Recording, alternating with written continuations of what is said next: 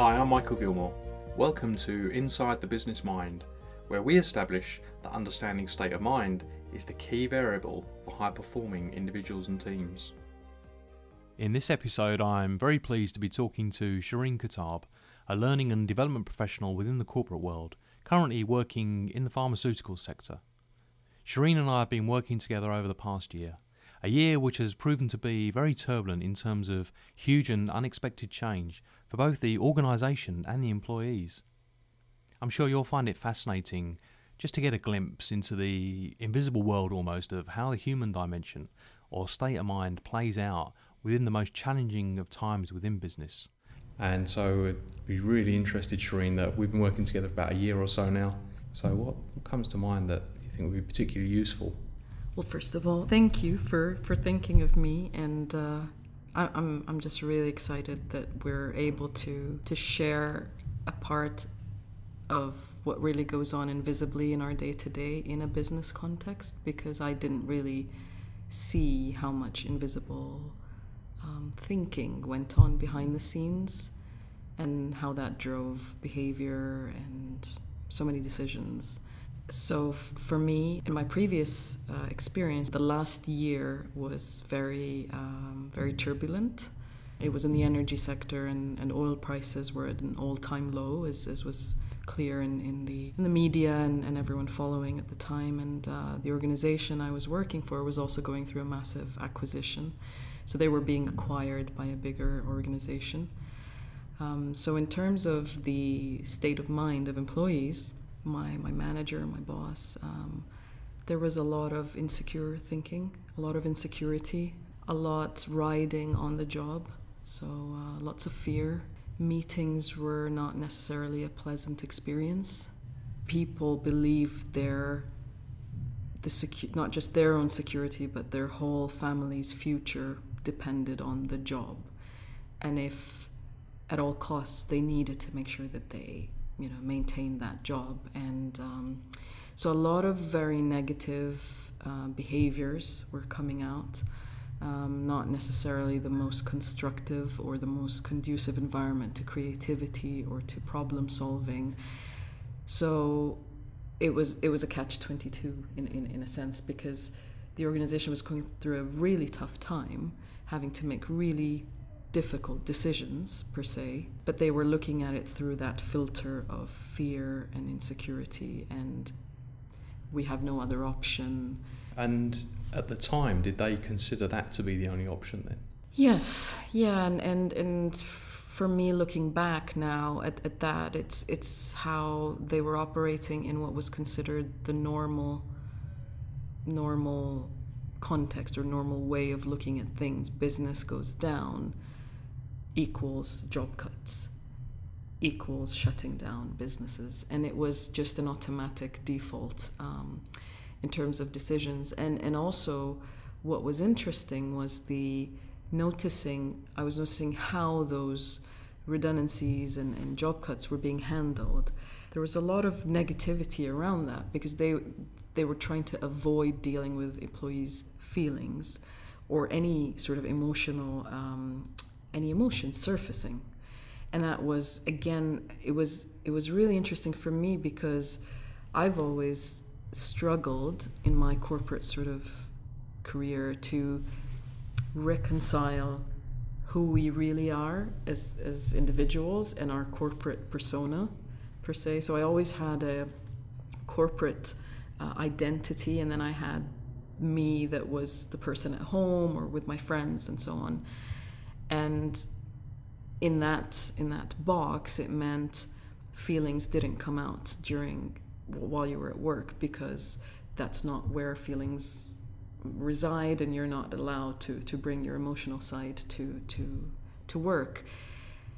And that whole concept got completely obliterated in my mind when I started to understand more about the nature of our thoughts and our feelings, and just how experience gets created, and that the best thing we could do for an organization is to truly show up in our kind of the fullest expression of who we are. And So looking back, yeah, I saw that there were a lot of decisions that they were making in terms of the how they were handling the layoffs and how they were dealing with employees, disgruntlement, and that could have been really dealt with in a very different way had they understood that it wasn't something to be avoided, that it wasn't this very painful experience that they had to just completely handle in such a ruthless way. Yeah, I really resonate with what you're saying there from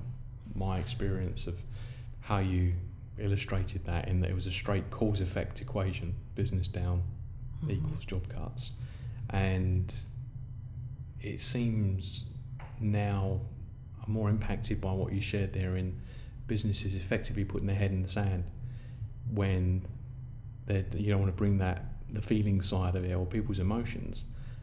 Yet at that time, more than ever, that's the predominant thing that's on their mind. So they're more, perhaps emotional is not the right word, but there's certainly the state of feeling is a lot higher, and sensitivity towards slight rumour or speculation is much more heightened. So you can see how management of that, even for those employees that stay behind, to keep things running smoothly would be in the business interest. I couldn't agree more. It was a time when we needed leadership to be visible and to be vulnerable and to be honest. And what was interesting though was during that time I was just having just general chats with some colleagues. There was just so much lack of focus. We weren't getting lots done. So if you look at it if you were going to measure productivity, that was probably the worst time. People were just not performing.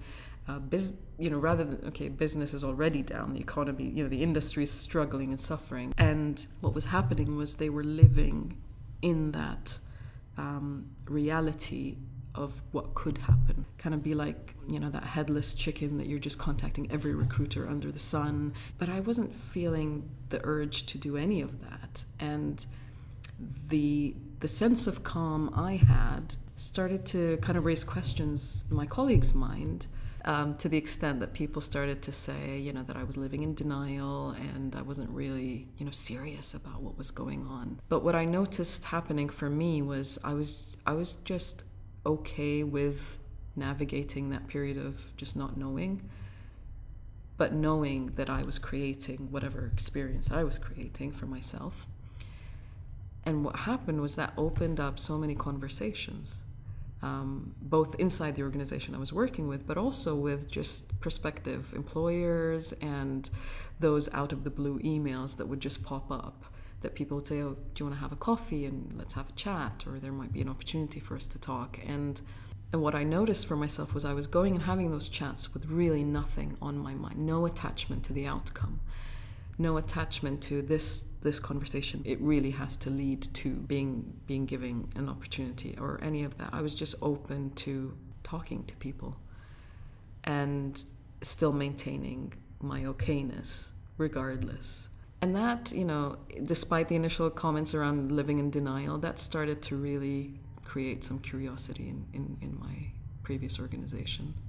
So that's precisely, I think, what's going to spark the curiosity to people listening to this now, because you set a really strong context there, or background story behind where the business was at and people's state of mind being very low and fearful, concerned, perhaps some anger too of losing their job and the potential of that.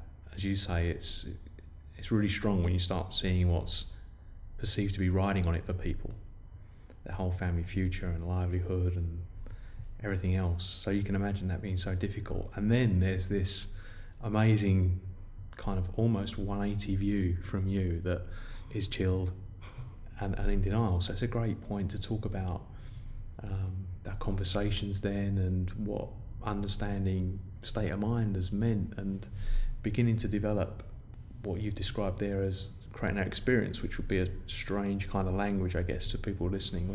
What does that mean? I guess the first question is of understanding that state of mind is even a thing, I guess, as people might interpret that as just being who I am, or this is how I am. I really did not see how much thinking I had going on in the background. So like that, like on the news channel, you know, that ticker tape at the bottom, and there's that commentary that keeps going. And I never saw, like visibly was able to experience how much that was going on, because I assumed that, or the idea was that as a corporate full-time working professional, that was the norm, that, you know, busy mind meant, you know, you were doing stuff, you were getting things done, and that was probably the farthest thing from reality, because I wasn't getting much done, you know, with that sort of, you know, busyness that was going on. But the other thing was that I was blaming my workplace for just being miserable, and that they didn't understand, and they weren't treating people well, and if only, or once I change and once I leave them, I'll be happy. Until I understood the role that thought played in this, that was true for me. They were a very kind of heartless, cruel, ruthless employer that truly didn't care about people, and I just, that was the filter I was looking through constantly, and that for me shifted once I started to understand just the nature of thought itself, that it is fleeting and it is ever changing and it's not constant, and just as I can have this thought, in another moment I can have another thought and be feeling something completely different. So that wasn't clear, that wasn't visible to me previously. And so that's really interesting. So there's a couple of things maybe worth just unpacking there. The first one was your awareness of it, because I think people would generally be aware to a certain degree about whether we call it self-talk or the voice in your head or the chatter that goes on. People are probably aware that happens, you know, moment to moment or day to day. And I'm hearing something more deeply in you hearing much more about how that was affecting performance, which most people might not think there was that maybe had any bearing on it, because you're providing your own commentary and decision making like that. And then the second part was a sort of another step of recognition, if you like, to see how that fluctuation of state of mind was then playing out and affecting decision making, etc., and thought being behind that. So what caused, do you think, the shift for you to see or just be more aware about? Maybe is it not listening to the self-talk, or what would you describe? How, I mean, because people would be curious about how did you eliminate that? I think I just gave up trying, to be honest, because what I described my experience previously as, it was like this never-ending mental to-do list, constant, not just the work stuff, but the home stuff. And I have a 3-year-old at home, just, you know, taking care of all the logistical nursery, lunchbox. And I reached a point that maybe it is that burnout stage mentally, that you just reach the point that you just kind of surrender and say, I give up. I can't do this. And during that time was around the time that I started to read a bit more and just learn kind of through just listening to different people, just talking to a few people around this whole area of our state of mind and how we didn't have to control it, we didn't have to manipulate it. Because yes, I was aware that, you know, there were different paths and techniques in the whole personal and self-development area around how, you know, to be positive and have positive affirmations, and I tried all that. It was a lot of work. It was just so much mental work. So I guess for me, it was personally just that point in my life of just stop trying. And that just created that little kind of crack in the foundation, in the wall, like to allow me to hear something deeper or to see something that was true. And it wasn't just true for me, but it was true for everyone. And the funny thing was, I just started to have just very different experiences of those difficult people at work.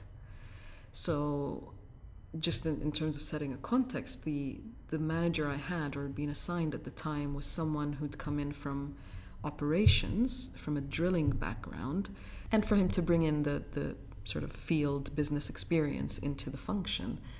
And I was to be kind of the functional expert that would support him during that. And initially I was just so resentful that, they would, he knows nothing about the function, and, here I am having to spoon feed everything, and just a very, very different experience, and just not a pleasant experience of the job or of him, and I was so judgmental. And during that time, just at one point, I started to really empathize and really kind of look at it from his perspective, not intentionally, so not by saying, I want to look at it from, it just sort of started to just gently sort of happen.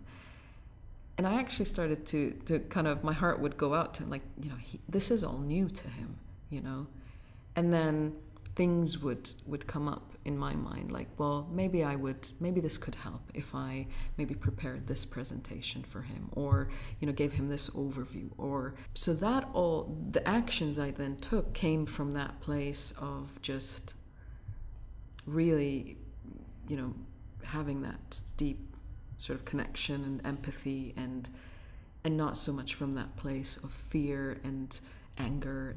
So that, just the fact that I was able to see the same individual, so the person didn't change, but I was able to see him in a very different light, started to make me even more curious about, okay, so maybe it's not him, maybe it's not outside of me, maybe this is something that I need to look inside of me to get a better understanding of. And that's sort of where my journey started to get a bit more deeper, but also more in terms of the practicality of it. I started to see more things show up in the way I was interacting with people and relating to them. So that's going to come as probably quite difficult news maybe for people to understand or get their head around, because you're sharing there your experience that what was required was space and doing less, which I guess would be so counterintuitive to what most people understand, myself included,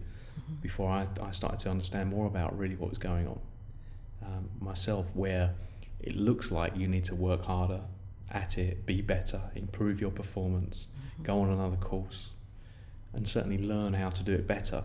So the process of, if you like, of unlearning that and creating the space, and then allowing your inherent knowing what to do really to show up. I guess that's the part that people might most struggle with. Well, so how do you implement that, or how do you get that? So how, in the conversations, would you explain that you made that shift from kind of being a bit skeptical in the beginning, or I'm not sure about this, but hearing maybe just enough, or getting a grasp of what was going on without actually things clicking, because we're used to the quick fix. So people will be expecting, right, so I go and do this, I get that, as opposed to kind of much more of a transformational shift. I'd say for me, things like just started to show up even in the simplest, just responding to emails, for example, just in the most basic, practical, on the ground terms. I didn't really see how much the experience I would get of an email from someone was clouded by the thinking and the thought storms that were going on about my judgment about the person, about so many things that would then lead to just me being so stuck, completely stuck in how I would respond to the email, what I needed to do. I would just see so much judgment and so much panic in the email, and it would just send me into a frenzy in my mind that I would literally just sit for probably half an hour just staring at the computer screen, not knowing what to do, knowing that there's a deadline, knowing that there's something I need to do, and just spinning that wheel, and not understanding the role I had to play in all of that. I think there's almost a universal relevance. So we've all had that email that's kind of upset us enough, so it seemed that we just go for a chat or get a coffee or make some excuse to kind of lose some time, come back to it, see if you feel better. And what's happened from your increased understanding and awareness here seems to be that your productivity and performance has improved massively because you've been able to just action the task and get on with it without any of that kind of weighing you down. It really is, because I would suddenly feel like I had so much extra time on my hands, whereas before I honestly was scrambling for time, just and not seeing that, probably 95% of my time was spent spinning my kind of brain around all this drama and the issues and how I was going to get around all of it. And probably the last 5% of my time would be actually getting the stuff done. Whereas now, just things get done much more smoothly, and I'm just finding that I have more time. And I look around at other colleagues, and I would see kind of, everyone's caught in this busy sort of sense of, you have to be busy. And if you're not appearing to be busy, then you're not doing your work. So there still is that kind of preconception around busyness in the corporate, sort of context, that busy work is better than just sitting idle and probably, and I just started to appreciate that time that was being spared up, and the time for reflection, and the time to really come up with new ideas and new ways of looking at things, and for a business to tap into something like that would be just massive.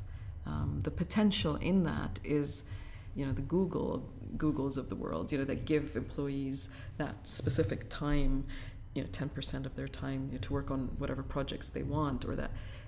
I see where that comes from now. It's, people give and do their best when they're in that space, in that calm, peaceful place. And the way I was looking at it before was it was a state that I would reach one day, probably when I retired and paid off my mortgage and bills and all of that it wasn't something that was ever going to be available to me. And never in my mind would I've imagined that sort of calm, clear place would be available to me during a very challenging time in terms of job security, in terms of the industry as a whole. Just so much going on out there. Well, I can see that so many people would have that, if not number one, number two on their list of having more time. Because I can't imagine anyone that certainly I've encountered before is kind of finished 10 minutes before they're due to go home and kind of making themselves busy before they leave. Normally you're struggling to get away on time and meet the criteria for doing what you need to do that day, which is why technology enhancing lives on the one hand can be detrimental then when you still then got the opportunity to catch up on the tube home or whatever it is. Maybe after dinner you're finishing a quick something. So that gift would be really valuable if people could see that one thing of having more time. And it's available to all of us, just the moment we get out of our own heads. Yeah. So what would you say to someone who would say, well, not me, you don't understand my circumstances or my job or my situation. It's all right for you, it might have worked out then. And I've had those conversations with colleagues who say, well, great, you've kind of had a lucky streak, and or talked to some positive people and surrounded yourself with some positive sort of motivational, people, and well, those colleagues are still stuck where they are, let's say, struggling to come to terms with their situation or their particular situation. And what's happened for me was that ability to detach from my thinking, that wasn't me, that wasn't my reality, it was just whatever was showing up in my thinking at that point in time. And that freed up my mental bandwidth or mental space to tap into what could be the next logical step or the next move and who I needed to speak to next. And so from that sense, just having that clearer perspective allowed me to then know what I needed to do next. And I mean, I used to give advice before, but I don't so much anymore, because I know everyone has that available to them, and I've seen those same individuals really be able to tap into their potential when kind of the going gets tough or when they need to. I think I've just stopped telling people less and just showing up more in the world as how I am showing up in that calmer, clearer place, and sharing with them the impact that's had. So sharing with them, you know, the interviews I would have gone on, or what they're painting as their destined reality is maybe not entirely the whole story. So that on its own, that itself would just maybe start opening them up to another possible outcome. Yeah, it's really interesting the point you make there about stuckness, because I think that's quite an endemic position or worldview for a lot of people. And what's interesting is, certainly speaking as a coach, and you know what's possible for people, and sometimes you can know that you can work with someone and that this is available for them, and yet they don't see it themselves. They're not curious enough to even kind of look around a little bit, many people.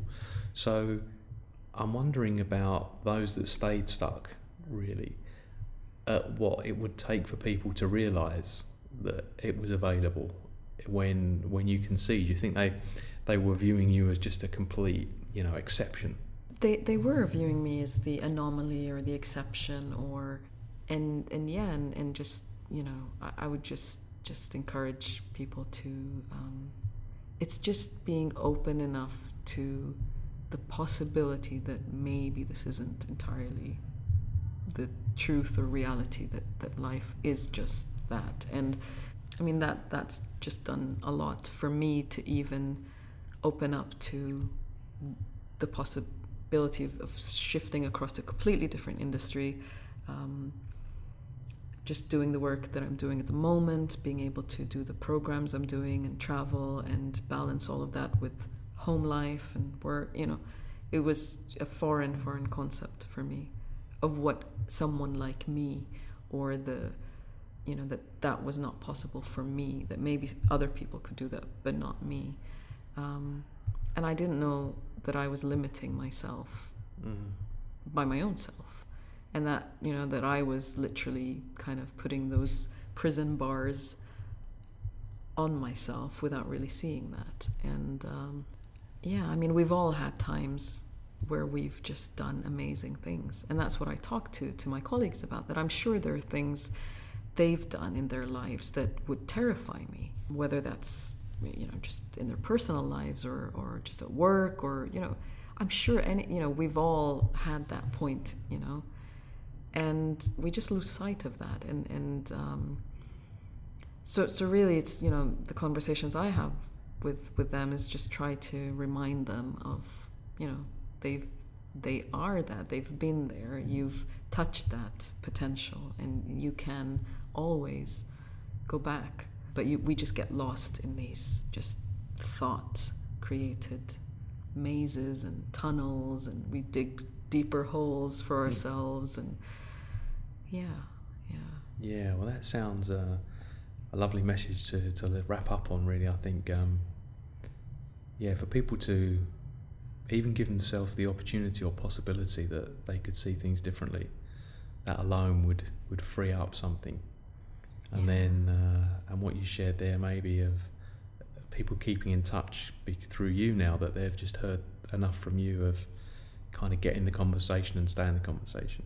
Well, wonderful. Well, I've really loved talking to you today, Shireen, and obviously continue to do so in the future. Yeah. So thanks very much for your time. Thank you. Pleasure. Thank you for having me on, and such a great opportunity. I'm really happy to be part of this. Thank you, Michael. So in summary, I'd like to thank you for taking the time to listen to this podcast. So if you're curious or like to hear more, then please do get in touch with me on any of the points covered.